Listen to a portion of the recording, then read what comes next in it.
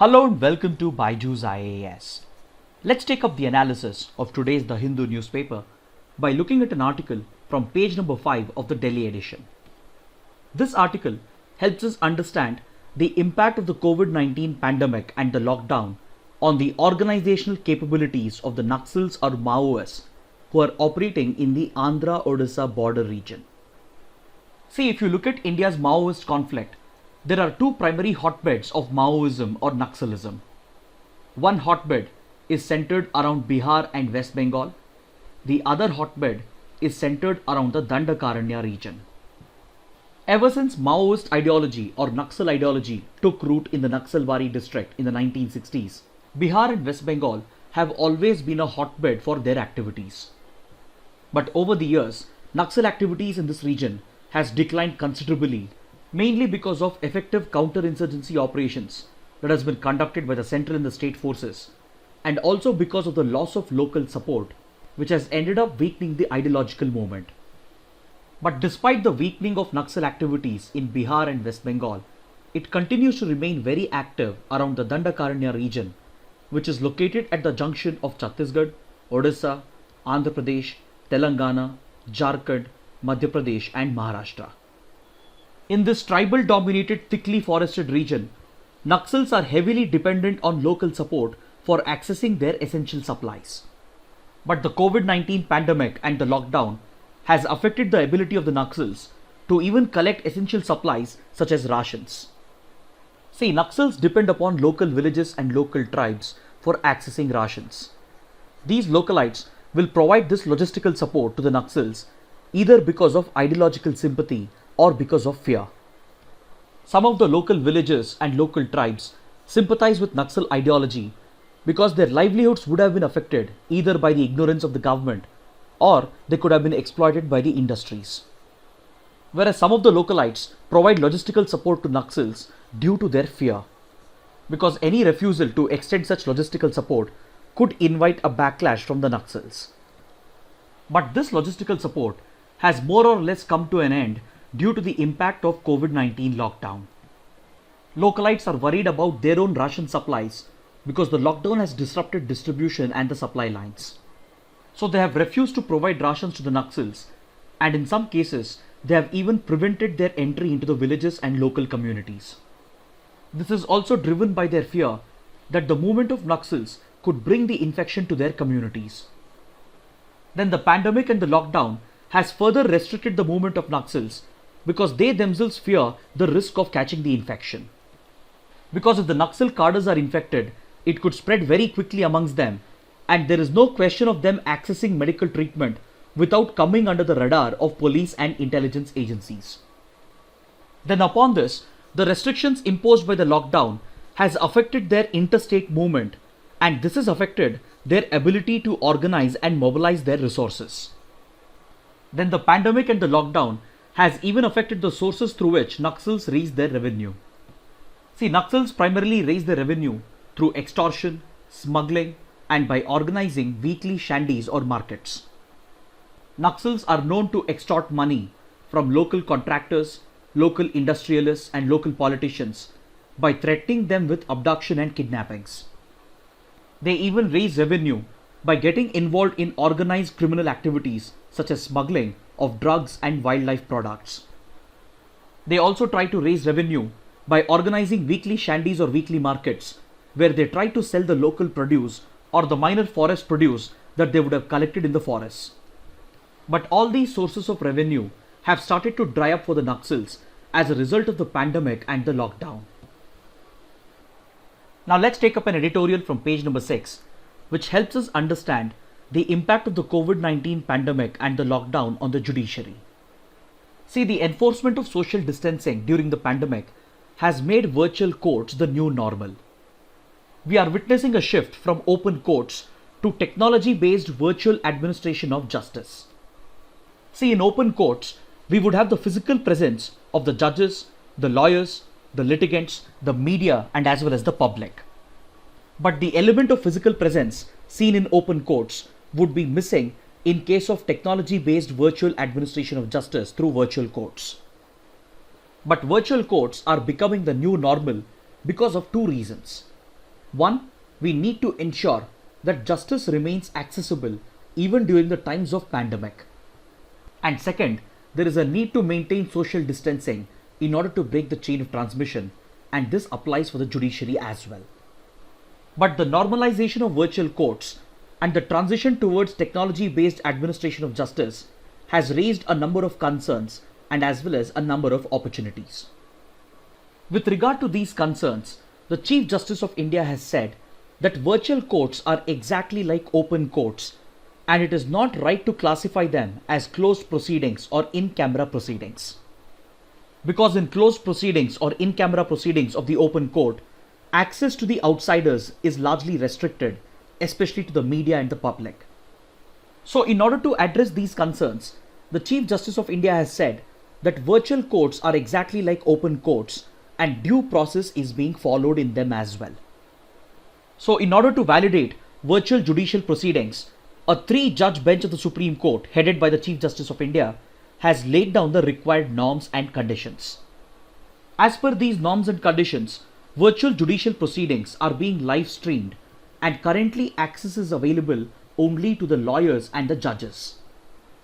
Theoretically, the litigants can take part as well, but due to the lockdown, they may not be able to travel to the place of the lawyers. As of now, media has been given restricted access to the live streaming of few cases, but this access is currently not available to the public. So these concerns have been brought out by the Supreme Court Bar Association, and it has said that virtual courts should function only during the lockdown period and it should not be treated as a substitute for open courts. The Supreme Court Bar Association has said that currently live streaming has been restricted only to the judges and lawyers, and this could undermine the judicial process. But the editorial points out, while some of these concerns raised by the Supreme Court Bar Association are valid, the transition to virtual courts presents a number of opportunities as well in order to introduce judicial reforms. The editorial says that technology-based administration of justice can help in speeding up the judicial process and help in reducing the backlog of cases.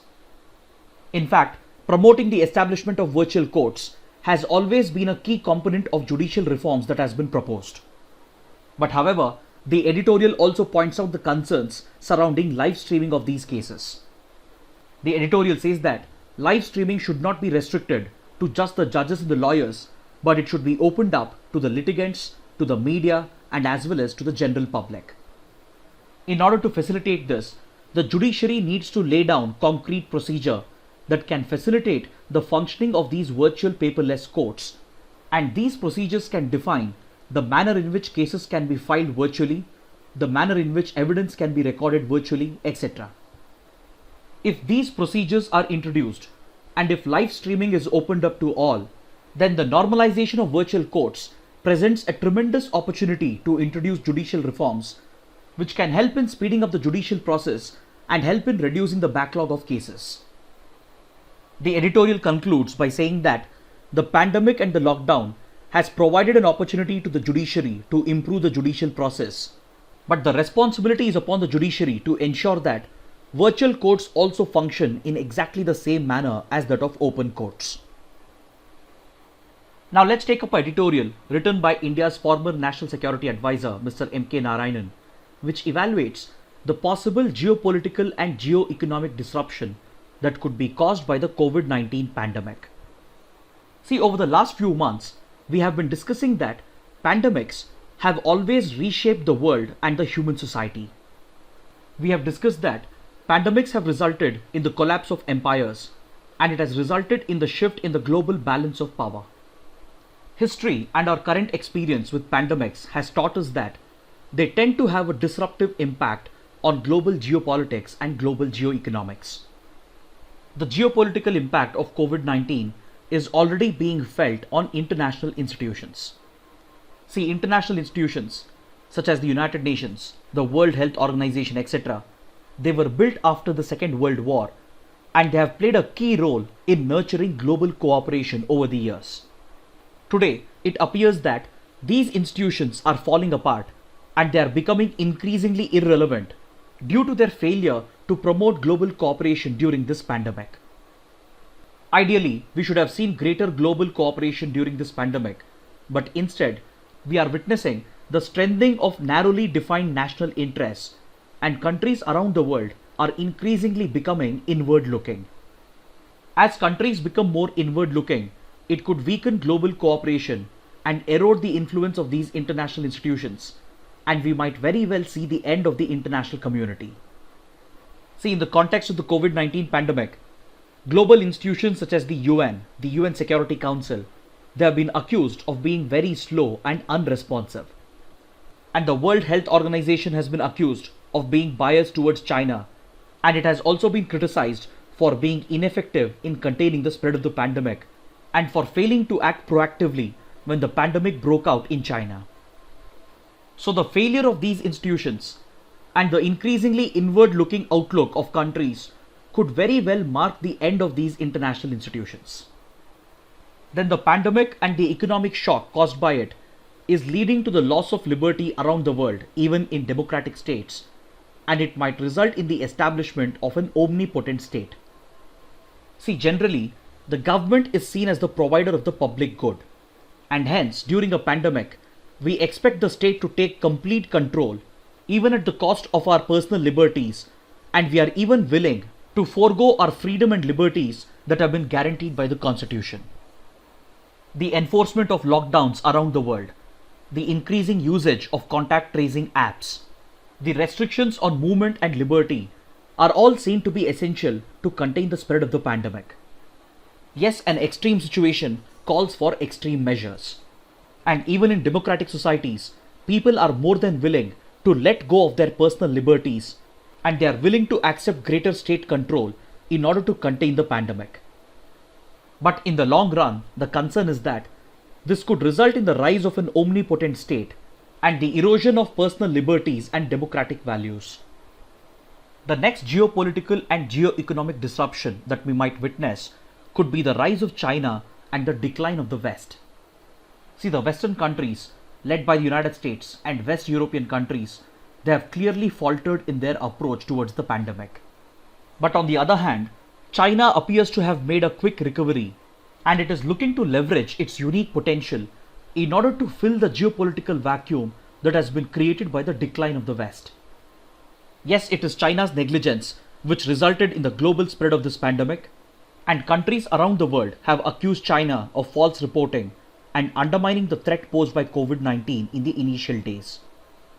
But irrespective of this, China appears to have made a quick recovery, and it is planning to exploit the geopolitical and geo-economic decline of the Western countries. China plans to leverage its manufacturing potential and its large stockpile of capital and foreign exchange reserves in order to take advantage of the geopolitical and geo-economic vacuum.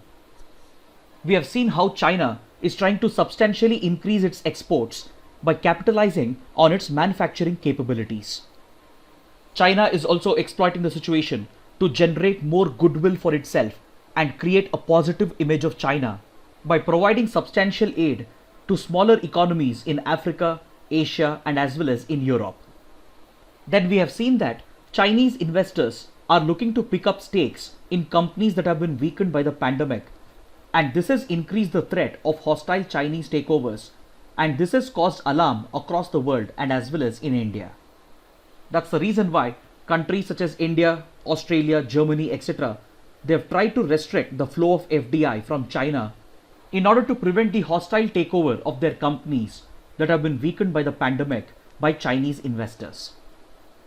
Then if you look at the geopolitics and geoeconomics of West Asia, the pandemic and the crisis in the global oil markets could weaken the influence of power blocs led by Saudi Arabia and Iran. The writer says that this might create an opening for Israel to establish its dominance in West Asia.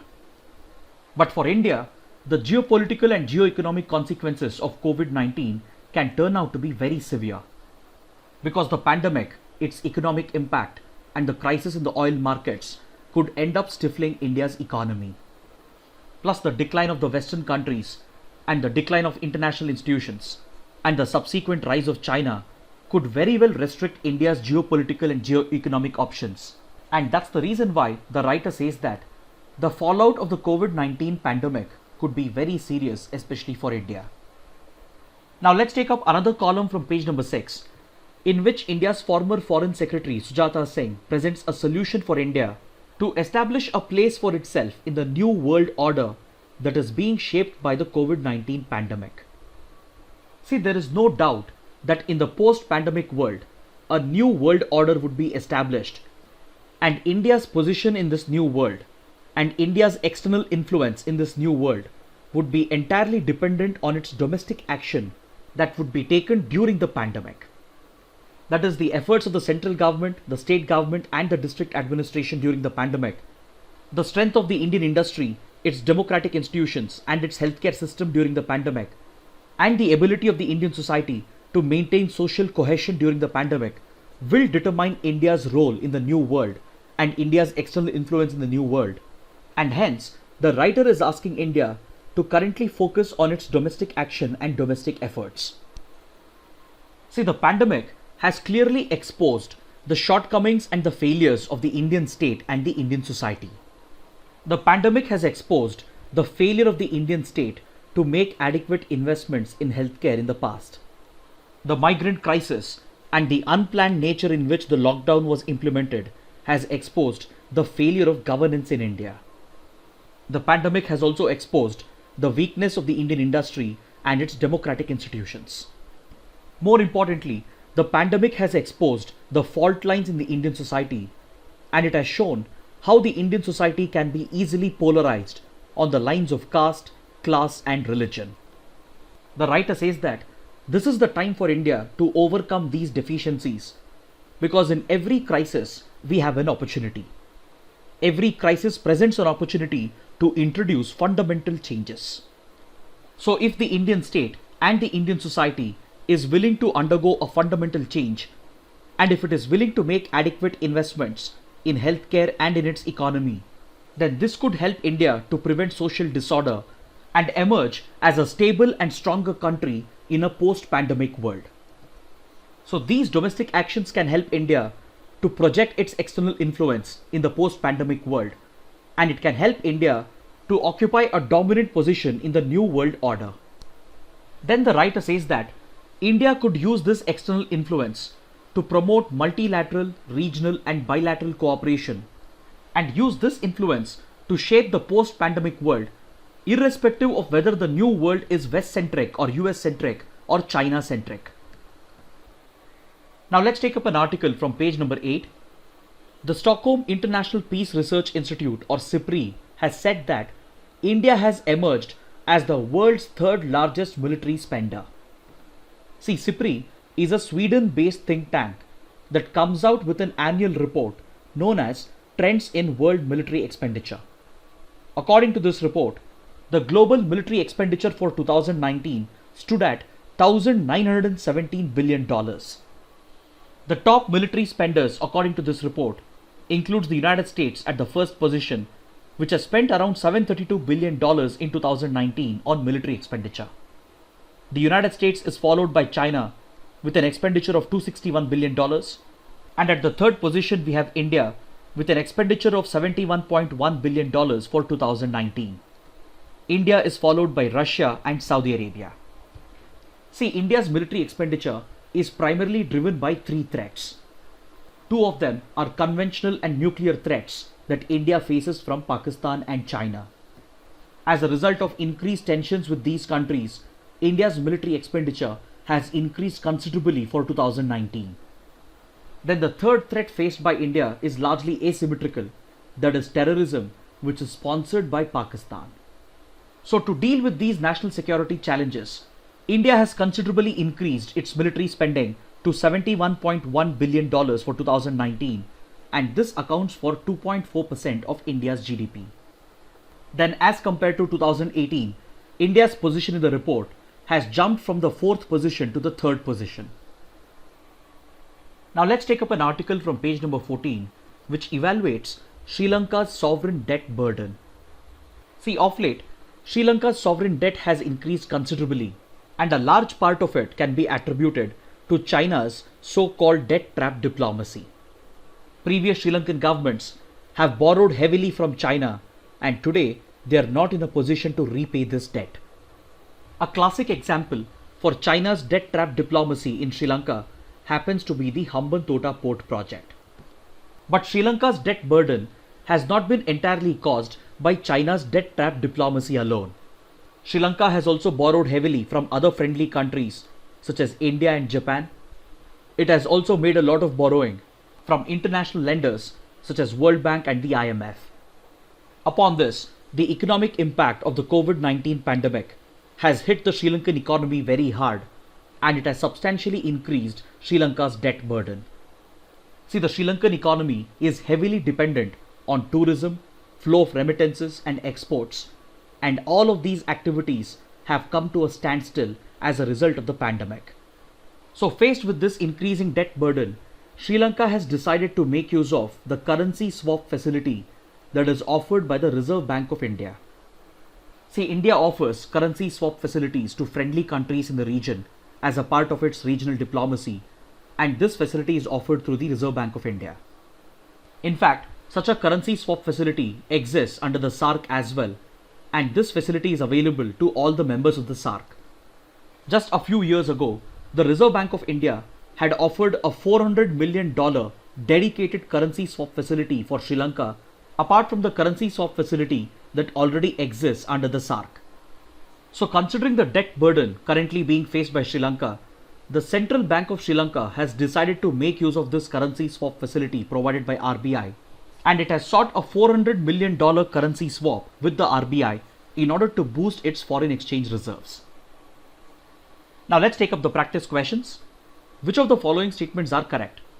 Lifeline Udan flights are being operated by the Ministry of Defence to transport essential medical cargo to remote parts of the country to support India's war against COVID-19.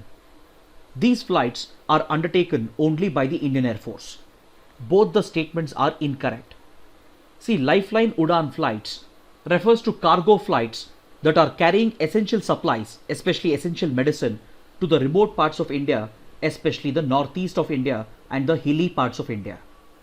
These flights are being operated by the Ministry of Civil Aviation and not the Ministry of Defence, and they are undertaken primarily by civilian carriers such as Air India, Alliance Air and other private carriers with the support of the Indian Air Force as well. So both the statements are incorrect. Option D is the right answer. This question has been asked because according to this article on page number 1, the Government of India has said that the movement of essential goods has become smoother, and it makes a reference to the critical role played by the Lifeline Udan flights in transporting essential supplies and medical equipment to remote parts of India. Now let's take up the next practice question. Which of the following statements are correct? The Bodoland Territorial Autonomous District or BTAD consists of Kokrajhar, Chirang, Baksa and Udalguri districts of Western Assam. The BTAD is administered by the Bodoland Territorial Council formed in 2003 as an autonomous body under the 5th schedule of the Constitution. Recently, the central government, the Assam government, the Bodo groups, including all factions of the militant National Democratic Front of Bodoland or NDFB, signed an agreement to redraw and rename the BTAD as the Bodoland Territorial Region. Amongst the given statements, the second statement is incorrect because the Bodoland Territorial Council has been established under the 6th schedule and not the 5th schedule. So the correct answer is option D, 1 and 3 only. This question has been asked because we have a related article on page number 8. See, the Bodos are an ethnic group found in Western Assam in the districts of Kokrajhar, Chirang, Baksa and Udalguri. In the 1970s and 1980s, Bodos were demanding the establishment of Bodo land, and these demands led to the development of an insurgent movement which turned violent in the 1980s and 1990s. Then after a series of negotiations between the central government, the state government and the Bodo groups, the first Bodo Accord was signed in 1993 that led to the establishment of a Bodo Autonomous Council as per the provisions of the 6th schedule of the Indian Constitution. This schedule provides for autonomy to the tribal areas that are located in the states of Assam, Tripura, Meghalaya and Mizoram. But this accord failed to bring lasting peace as it only provided for limited autonomy and it included only a few Bodo groups. Then later in 2003, the second Bodo Accord was signed by the central government and the government of Assam with the Bodo Liberation Tiger Force. This 2003 accord led to the establishment of the Bodoland Territorial Area Districts comprising of Kokrajhar, Chirang, Baksa and Udalguri as per the provisions of the 6th schedule, and accordingly the Bodoland Territorial Council was set up with autonomous powers. But again, the second Bodo Accord also failed to bring lasting peace because it excluded the National Democratic Front of Bodoland or the NDFB. Recently, in January 2020, the third Bodo Accord was signed by the Modi government, which includes various Bodo groups along with the NDFB, and it provides for the renaming and redrawing of the Bodoland Territorial Area Districts as the Bodoland Territorial Region. This third accord provides for more legislative seats in the Territorial Council, and it provides for a greater economic package for the Bodos. According to this article on page number 8, the Bodoland Territorial Area District has been placed under governor's rule because the elections that were supposed to be held in April has been postponed as a result of the COVID-19 pandemic. Now let's take up the next practice question. Which of the following statements are correct? The Council of Scientific and Industrial Research or CSIR is mainly funded by the Ministry of Science and Technology, but it operates as an autonomous body through the Societies Registration Act. Arcot Ramaswamy Mudaliar and Shanti Swarup Bhatnagar played a key role in its establishment in 1942. The Prime Minister functions as the ex officio president of the society. All the three statements are correct, so option D is the right answer. This question has been asked because according to this article on page number 10, the CSIR has allowed private companies to make use of its intellectual property to manufacture items that are needed for containing the COVID-19 pandemic, such as diagnostic kits, personal protection equipment, drugs, etc. And the royalty payment on these intellectual property rights has been deferred by a period of 6 months. Now let's take up the next practice question. Which of the following statements are correct? In the Constitution, water is a matter included in entry 17 of the state list. This entry is subject to the provision of entry 56 of the Union list. In 2011, the Ashok Chawla Committee underscored the need for a comprehensive national legislation on water, either by bringing water in the concurrent list or through a legal framework for treating water as a unified common resource. All the three statements are correct. Option D is the right answer. See, entry 17 in the state list places water as a state subject. It covers water supplies, irrigation, canals, distribution supply, etc. But entry 56 of the Union list covers interstate rivers. So this constitutional allocation of powers over water has always been a source of dispute between the center and the state. Since water is treated as a state subject in the Constitution, the riparian state has complete powers and jurisdiction over the part of the river that is flowing within the state. And the center can exercise powers only in case of interstate rivers as per entry 56 of the Union list. So this prevents treating water as a unified or a common national resource. This is one of the reasons why interstate river disputes tend to drag for a very long period, and there has been a long-standing demand to rectify this constitutional error by including water in the concurrent list. The same recommendation was made by the Ashok Chawla Committee as well. This committee had recommended to either include water in the concurrent list or to pass a national legislation that would treat water as a unified common resource. But this recommendation has not been implemented yet, and the center has been trying to push the state governments to consider including water in the concurrent list by removing it from the state list. This question has been asked because on page number 11, The Hindu carries an interview with Jal Shakti Minister Gajendra Singh Shekhawat, and he talks about the challenges being created by water being treated as a state subject. Now let's take up the next practice question. Chakmas and Hajongs came to India from Bangladesh, that is East Pakistan. Option C is the right answer. See, Chakmas and Hajongs are essentially from the Chittagong Hills region of Bangladesh. They migrated to India in the 1960s from erstwhile East Pakistan. Chakmas are essentially Buddhists, and they sought refuge in India because they were displaced by the controversial Kaptai hydropower project in East Pakistan. Then Hajongs are Hindus who sought refuge in India after fleeing religious persecution in East Pakistan. So after seeking refuge in India since the 1960s, they have been provided refuge in various northeastern states, and many attempts have been made to grant them citizenship. But the citizenship question has always been highly controversial, and attempts have been made from the Indira Gandhi government to the Modi government to the Supreme Court. But it has been resisted by the people of northeastern states such as Arunachal Pradesh. This question has been asked because according to this article on page number 11, Chakmas and Hajongs have been severely affected by the lockdown and they are not able to access essential supplies because their ration cards were seized by the state governments in 1991. NGOs have brought up this issue and they have been asking the central government and the state government to ensure the supply of essential items to Chakmas and Hajongs as well. These NGOs have reminded the government that denial of food constitutes a violation of right to life as guaranteed under Article 21, which applies not only to Indian citizens but also to foreigners as well. Now let's take up a practice question from the 2019 prelims paper. With reference to forced labor or Vishti seen in India during the Gupta period, which one of the following statements is correct? The correct answer is option A. It was considered as a source of income for the state, a sort of tax paid by the people. Finally, let's take up a couple of mains practice questions. The first question, evaluate the impact of COVID-19 lockdown on Maoist activity in central and eastern India. The second question, as a result of the COVID-19 pandemic, virtual courts have become the new normal and it has resulted in a shift away from the idea of open courts towards technology-based administration of justice. Examine. Kindly write an answer to these questions and post your answers in the comment section below. So this concludes our discussion for the day. Thanks for watching.